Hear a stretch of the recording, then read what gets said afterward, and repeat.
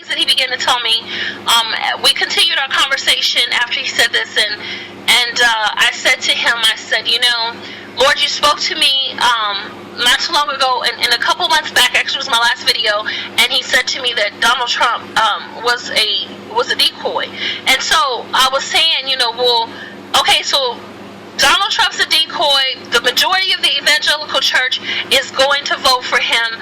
You're telling me to tell the professing Christians, any professing Christian, that they're not, that if they vote for Hillary Clinton, that they're going to basically get a deceiving spirit. And so, you kind of like, you're stuck in limbo with that. You're like, okay, well, which way do you go with this kind of situation? But the Lord basically let me know, saints, that we're going to get Hillary Clinton.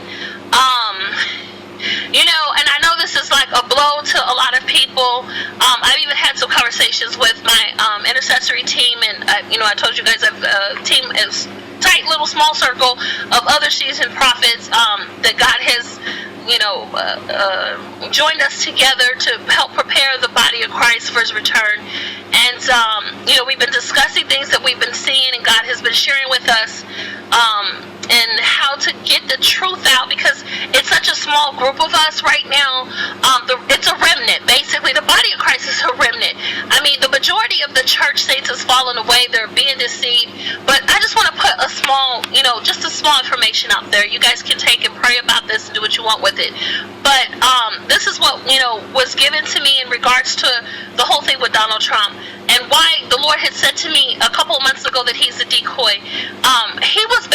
He is and was and is still basically there to test the hearts of the people. It's kind of like King Saul, was there and God. See, God wanted to be Israel's king, but they wanted a physical king. And, he told Samuel, give the people what they want.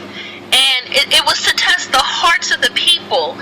And so there's a lot of things that God could do with Donald Trump in regards to putting him in office and changing things. But he tested the people's hearts. And the unfortunate thing is that the people have still not repented.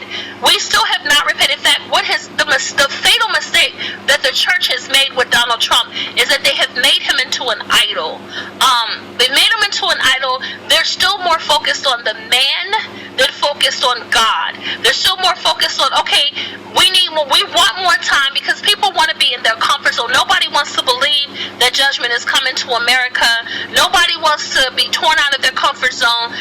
For whatever reason, we have this idea of believing that, all the rest of the world can go to hell, but America is not going to go to hell in a sense. And I'm not saying that to be derogatory, but literally, the rest of hell is the rest of the world is going to hell in a handbasket, in the sense that, there's chaos everywhere, and yet we don't believe in America, that this little corner of the world that that's supposed to affect us, because we're so much greater than everybody else. And that's part of the reason why things are not going to be better, because of our arrogance. We're so arrogant, and we're arrogant in our sin, we're arrogant in our filth, we're arrogant in our arrogance even, it's just so terrible. And this is the reason why destruction is still coming. I've put out a couple of posts. If you guys haven't seen it, I want you to go to my website, www.faithfulwalkhealingministries.com.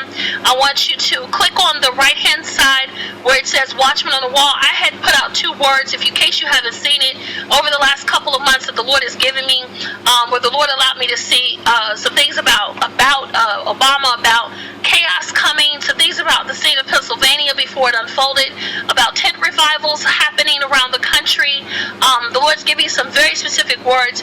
He let me see almost a couple months ago, chaos coming to America, and what's getting ready to envelop this country between now and January of next year. That information is all on the website. You guys can go there and look at that. I've also seen some other things regarding natural disasters that have also been put out there as well. And so you guys can go in there and look at that information and share it with other members of the body of Christ. But we're in trouble. We're in serious trouble.